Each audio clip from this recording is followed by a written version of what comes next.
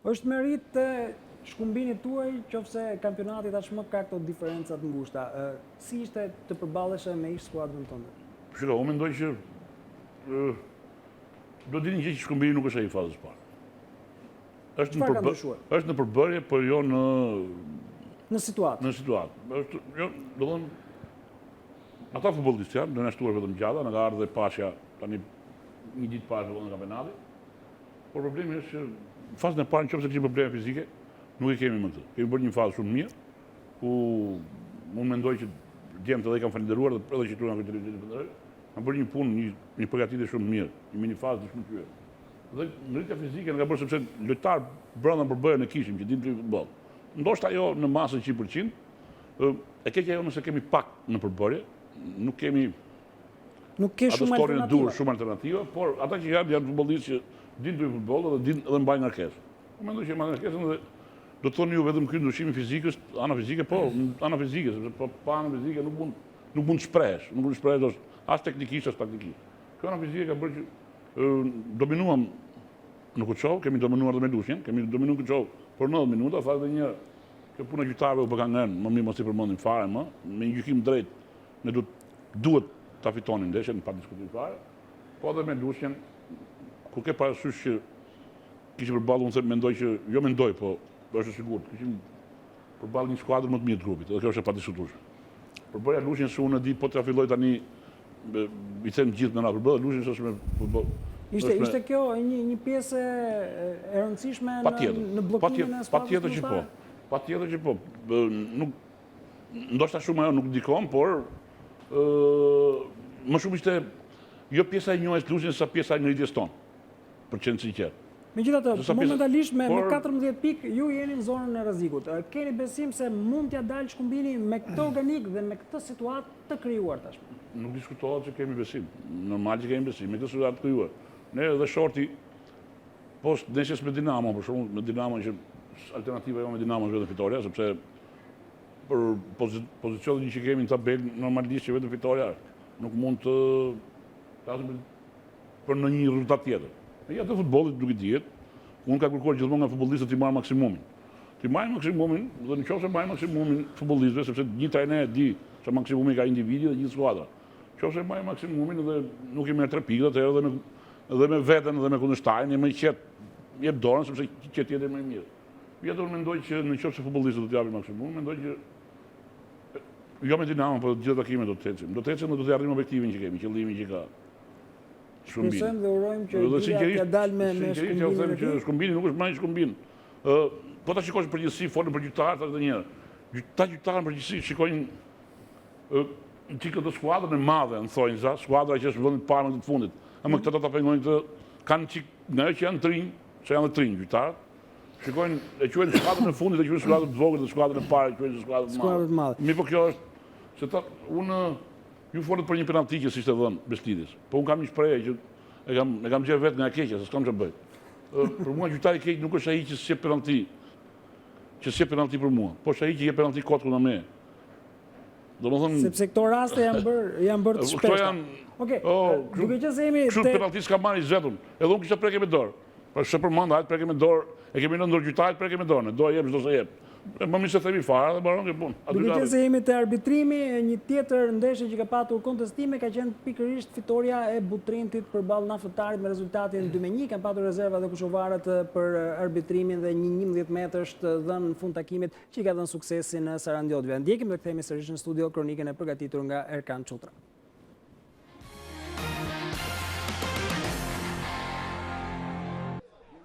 Butrinti bën detyrën duke marrë një 3 pikësh të vlefshëm kundër Naftëtarit, duke ju falur dopjetës së Raboshtos. Edhe pse në letër duket një ndeshje e lehtë për vendasit, miqtë jo bën më të vështirë në 10 minutëshin Sarandiotëve. Kur u mendua se gjithçka ishte në kontrollin e vendasve, vjen dhe goli për miqt.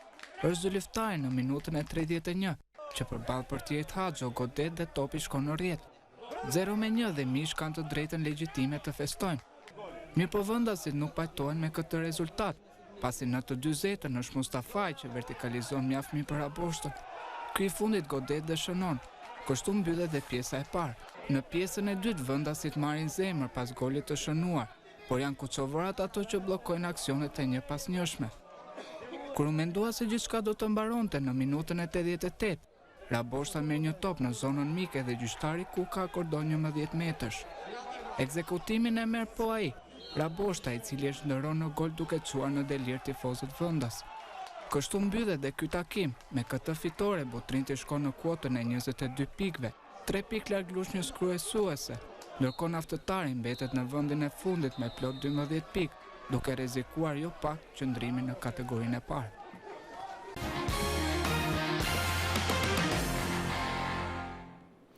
Një 11 metësh i dhënë nga Kuka në fund i ka dhënë fitoren Butrintit, por ka shpërthyer protestat dhe kontestimet e kuçovarëve. Unë e pash fakt. Në rast se ka nevojë ndjekim edhe përmes moviolës, e kemi gati, mund ta shohim pikërisht momentin kur është dhënë 11 metëshi që ka dhënë golin deciziv Raboshtës dhe Butrintit. Butrintit. Momentin se kishin humbur në Facebook e në YouTube bënin gallat gjithë dynjaj. Kështu që më duk shumë e dyshim të vazhdoj të mendoj që është më shumë jo se sa. Po vetëm se është e vështirë kjo punë. Ti t'jepi penaltit kësaj natyre në fund ndeshjes, edhe penalizon ato. Edhe mbrojtësi i naftëtarit nuk është se kap topin, Kemi një rast të ngjashëm me të famshmen Ronaldo Juliano. Ai vjen nga mrena, sulmuesi vjen nga mrena dhe shire nga vjen. Sulmuesi bën mbrojtësi. Sa minuta ka dhënë? 90. Ishte minuta fundit. Sepse i bot aq shumë dëm ajo penalti. Ne thamë për gjithë penaltit që kanë dhënë deri tani, që ne themi jo këtu jo atje, janë që kanë vendosur rezultatet përfundimtare të ndeshjes. Sa për saktësinë, minuta 85 ka qenë. Mirë, po tani ai naftëtari është në pikë hallën, nëse flasim për shkëmbimin, flasim për skuadra që konkurron. Karapici, në rast se ky episod do të ishte në mes fushës, do ishte faull apo jo? Jo. Jo. Gjyra? Domethënë nuk kemi të bëjmë me 11 metrash. Mbrojtësi ka fernun aty, domethënë thjesht për plas sulmuesit te mbrojtësi s'ka pas. Jo, se ishte penalti se është gjuna. Po flisnim për gjyqtar që bëjmë vetë. Edhe reagimit e atë shtojmë pyetje edhe po e bëjmë vetë apo këtë nivel kanë. Tani nëse ka për vetë ai dihet që dënimi do të marrë. Po edhe nëse ka nivele gjyqtar, ka nivel prapë do dënohet moralisht, dënohet sa gjyqtar ta quaj faull atë. Edhe reagimi i gjyqtarit aty është shumë e vonesë, domethënë. Shiko. Lojtari me blu është futbollisti Butrintit që prek topin i pari dhe mbrojtësi ndërhyn duke bllokuar me trup sulmuesin. Është rasti i famshmes Ronaldo Juliano, penaltia e munguar e Interit. Ai ka vajtë ka gjytë mbrojtës. Ai është ndryshe. Ai ka bërë mbrojtës. Rasti ka qenë Ronaldo të shku te porta, tu sulmuesi ka qenë tu dal jashtë, domethënë mbrojtësi ka frenu. Po është faull ndaj lojtarit. Mbrojtësi ka frenu, po ta shohësh domethënë ka pas është faull kundër. Edhe gjyqtari ka dhënë me shumë vonesë, nuk e di çka ka dash të bëj domethënë. Ka prit, pastaj ka marrë vendimin. Çfarë penaltia? Është faull mbrojtës. Është faull mbrojtës. Okej. Atëherë shpesh kanë qenë sarandiotet që kanë patur kontestime ndaj arbitrave, tashmë duket se ligji i kompensimit funksionon ose është ajo shpreha e famshme që llogarit bën fund e rëndësishme është që momentet në favor ose disfavor në fund janë të balancuara. E di s'puna. Po e di se është kjo punë, nuk ka fare që ti është as i favorizum as i penalizum. Nëse ka një arbitër që është profesionist ose nëse kanë bon sens për të marrë ndeshjen drejt, se mund bëhet gabim njerëzor, se nuk e pa edhe hajde. Po ky është gabim në interpretim. Ti tani e shef si arbitri ishte 2 metra larg, dhe ose je out fare, s'më vesh fare. Ose mirë, kupton që kur vin gjyqtarët kur vjen për gjyku, thon kush lun Saranda me Kuçovën. Çfarë vendi Saranda? Në tret. Po Kuçova vend fundit. Po çfarë do Kuçova? Kupton që kanë psikologjikë. Po ajo penaltia. Pak ai duhet mbroj veten nga ana profesionale, po pastaj ajo penaltia të psikologjika, më Sigurisht, edhe thonë pastaj pse dënojnë trajnerët. Jam dënuar ti di. Jam dënuar edhe herë duke shaq gjyqtarët. Me gjoba. Sa s'kam çu lekë të shtëpi. Mu se shaqët edhe Tavares. Burra frena, se ha prap në gjopë. Dhe me rogën një tjellë. Tem të nxehtë bisedë do kemi sigurisht edhe në takimin tjetër mes Sopotit dhe Bylis, që Gjyla e cilësoi ndër skuadrat që do të pretendojnë në fund. Është një fitore me rezultatin 0-1, por që Librazhasit e kanë kontestuar shumë. Ndjekim atë bashkë me fitoren e luftëtarit përballë Pogradecit, përgatitur nga Yll Capone, dhe kthehemi sërish në studio.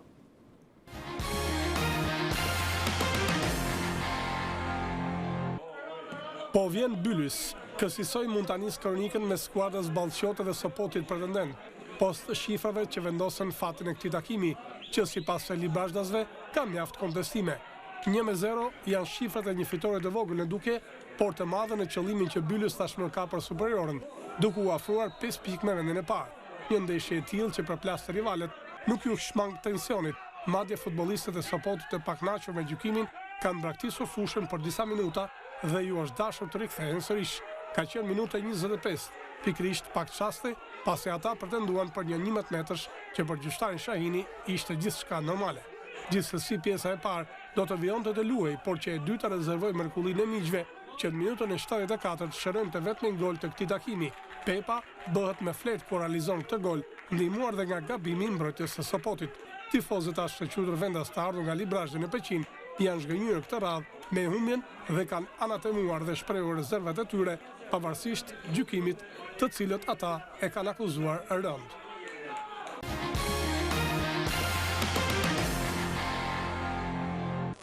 Luftëtari rikthehet e fitoria duke mundur Pogradecin me rezultatin 2-1. 2 golat e fitores janë realizuar që në pjesën e parë, e cila ka folur e gjitha për ekipin bluzi. Në minutën e 5, pas faullit akorduar, në dëm të Çaços, Dosti ekzekuton goditjen e dënimit, ndërsa Rexha nga afër gjuan me kokë duke i dhënë luftëtarit edhe golin e parë. Por rezultati dyfishohet shumë shpejt. Në minutën e 9, pas një goditje nga Luka, në shtyllën pingulle të Mirakës, kapiteni Shena e dërgon topin drejt e në rjet. 2-0, me këtë rezultat përfundon pjesa e parë e takimit luftëtari Pogradeci në stadiumin Gjirokastra. Pjesa e dytë ka nisur më mirë për miqt, të cilët kanë shpërdoruar disa raste shënimi, ndërsa bluzin kanë dashur të ruajnë rezultatin, por në minutën e 93 liqenorët kanë shënuar me anë të pengut, duke e çuar rezultatin e krejt takimit në 2-1. Trajneri luftëtarit Bledar Devolli është shprehur i kënaqur me 3 pikët e marra në shtëpi.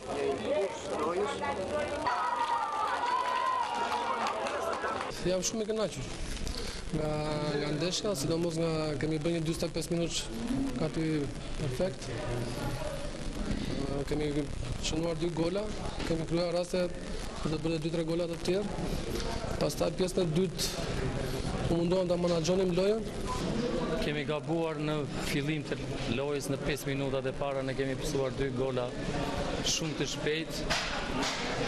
Për në të dyja rastet një vendosje ka gabuar në mbrojtje.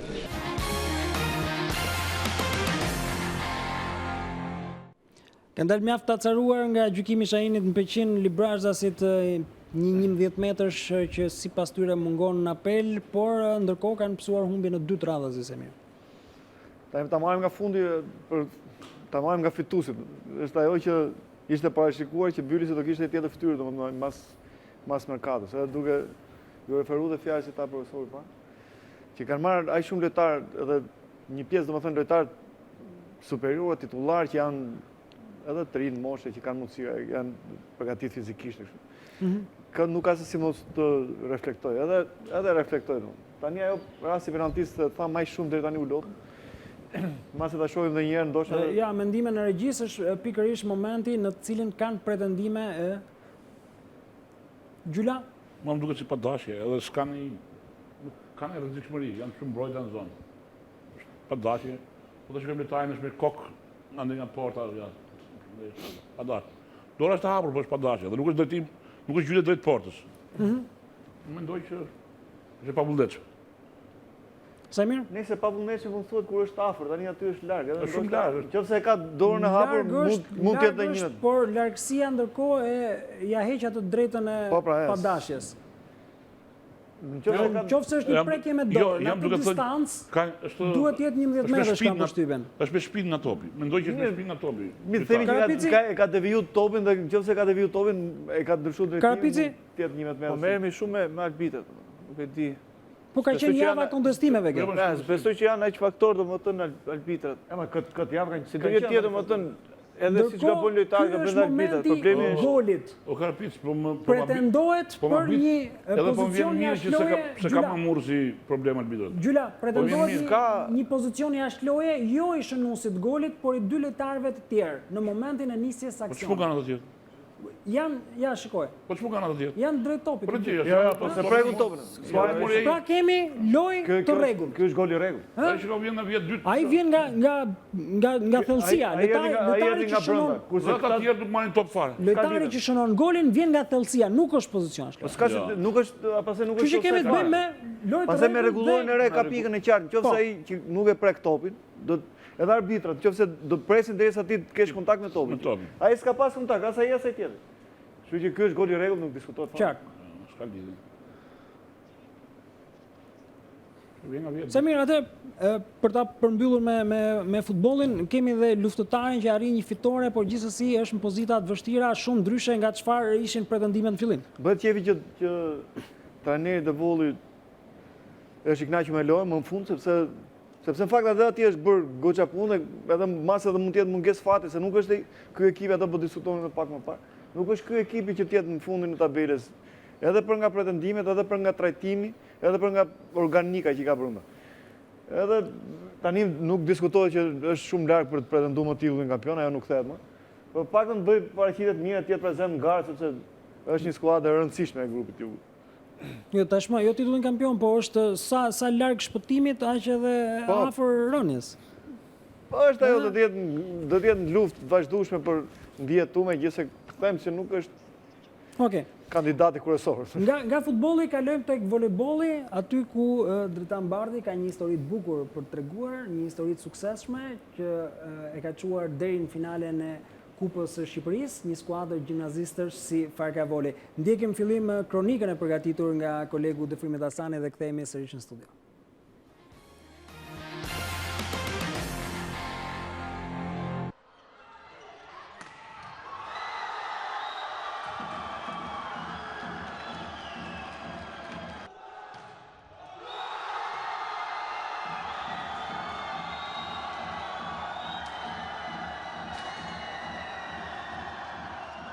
Në finalet e Kupës së Shqipërisë në volejboll për meshkuj, mrekullia dhe surpriza e një ngjarje të tillë sportive në sportin e rrjetës është konsideruar një emër i vogël që shpalosi suksesin e madh, Farka Volley. Fitoria në gjysmëfinale me Tiranën me shifrat 3-2 dhe dalja për herë të parë në finale, edhe pse një ekip me 6 vjet histori, natyrisht që zgjoi interesimin e medias, e cila nisi të gjurmonte se kush ishin këta djem fshati që sfiduan emra dhe qytete të mëdha. Me kamrën tonë vajtëm në Fark, tek shkolla e mesme e bashkuar, sepse aty ishte foleja e një skuadre tashmë konkurruese dhe fituese në sportin e rrjetës. Jo vetëm helikopterit, por një sport si voleybolli të rreqen vëmendje në një histori të pakët në vite, por mjaft të suksesshme. Dritan Bardhi është ish voleybollisti që nisi të punonte 6 vjet më parë mësues këtu dhe pasioni i tij zbuloi talentet duke i bashkuar në një ekip. Nisën stërvitjen dhe fillimisht erdhën titujt për para të ri e më pas për të ri dhe tashmë Oreksi është rritur, duan kupë dhe kampionat. Me mbështetjen e stafit, kolegëve dhe komunës në Fark, Bardhi kërkon të ngrej këtu dhe një ekip volejbolli për vajza, të cilat kanë parë shembullin e djemve që arritën deri në finalen e Kupës së Shqipërisë. Televizioni shqiptar ndoqi nga afër një ditë stërvitore të këtyre djemve dhe do të sjellë së shpejti telereportazhin e radhës Farka, aty ku volejbolli sfidon helikopterët.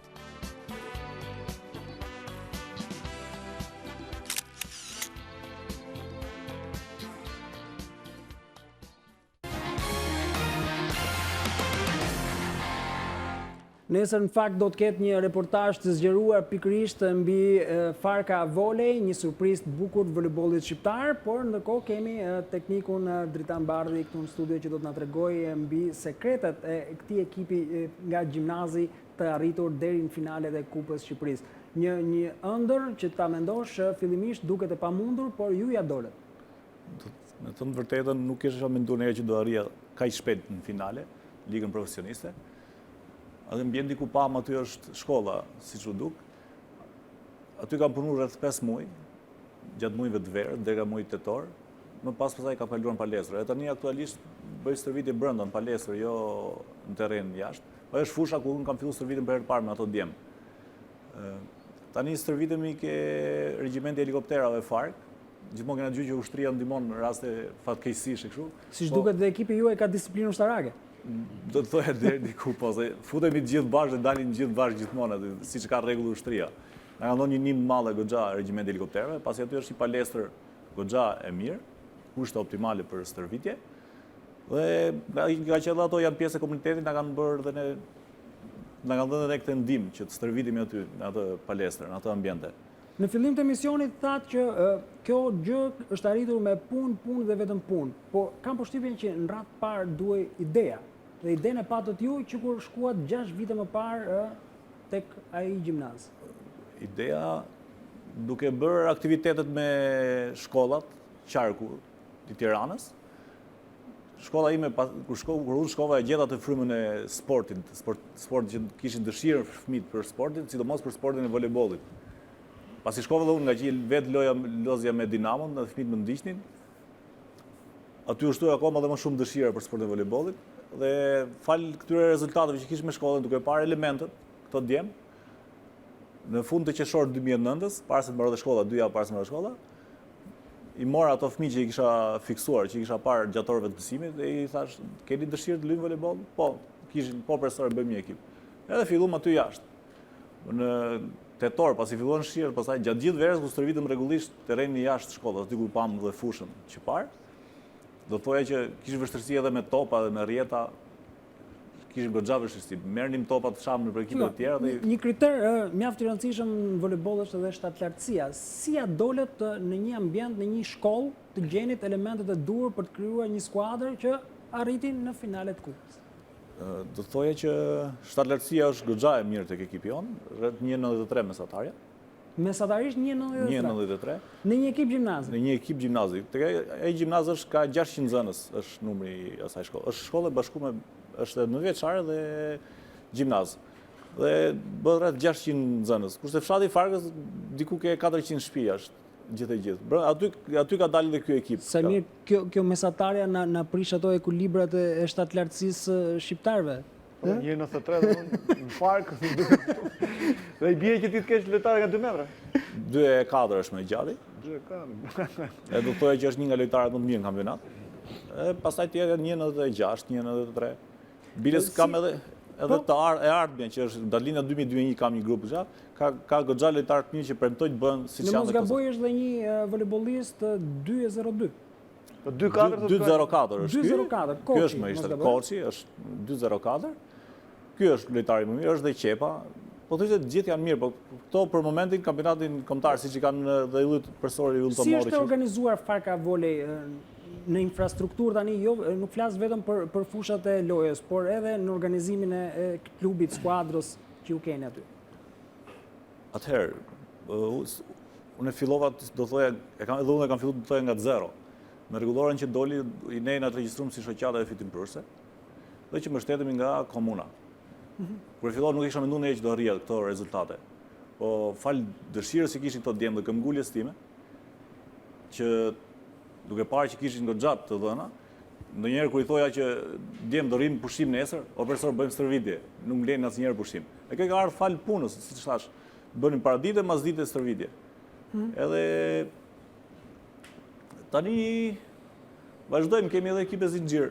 Kemi edhe Dhe janë formuar dhe ekipet zinxhir. E pra Samir nuk ka të bëjë vetëm me parat ndonjëherë, ka edhe vullneti, dëshira, pasioni. Ka edhe të rëndësishme, si thotë dhe profesori, se më parë merrte topa çama ne dhe i paroshin që të bëjë. Kështu nuk je komocë edhe ata që nuk e ndjejnë veten njësoj me kolegët e tyre thënit e ekipeve të tjera.